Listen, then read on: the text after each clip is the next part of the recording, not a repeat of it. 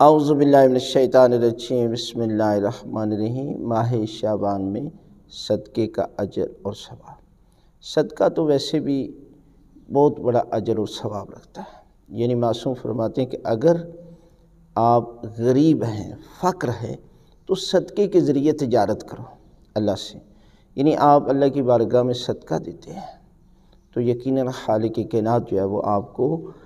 تکلیفوں، پریشانیوں، حادثات سے محفوظ رکھتا ہے، اور آپ کے رزق میں، آپ کی روزی میں پروردگار جو ہے وہ وسعت پیدا کر دیتا ہے۔ لہذا ماہ شعبان میں صدقے کی بہت زیادہ اہمیت ہے، اس لیے کہ معصوم فرماتے ہیں، حضرت امام علی رضا علیہ السلام فرماتے ہیں کہ جو شخص ماہ شعبان میں صدقہ دیتا ہے تو خالق کائنات اس کے صدقے کو، جس طرح اونٹنی کا بچہ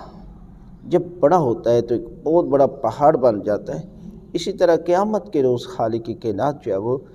اس بندے کے صدقے کو احد کے پہاڑ کے برابر، یعنی اتنا بڑا جو ہے وہ خالق کائنات اس کے صدقے کو بنائے گا، اور یہ شخص کہ جس نے صدقہ دیا ہے اللہ کی راہ میں، خالق کائنات جو ہے وہ اس کے گناہ معاف کر دے گا، اور اسے ماہ شعبان میں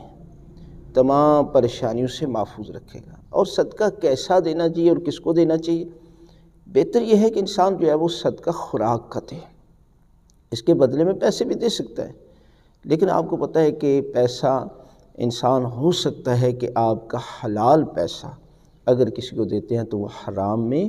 اس کو جو ہے وہ لگا لے تو اجر میں کمی آ جاتی ہے، لیکن بہتر یہ ہے کہ آپ اسے خوراک لے کر دیں۔ جس طرح یہ دور ہے کہ آٹے کی کمی ہے، قلت ہے، آپ کسی کو پورے مہینے کا آٹا لے کر دے دیں، یہ اتنا بڑا صدقہ ہے کہ جب کوئی بھی انسان کھائے گا تو یقیناً اس کا اجر اللہ کی ذات جانتی ہے کہ کتنا اس کا اجر ہے۔ لہذا ماہ شعبان میں آپ صدقہ ضرور کریں، آپ جو ہے وہ خوراک کا بھی دے سکتے ہیں اور پیسے کا بھی صدقہ دے سکتے ہیں۔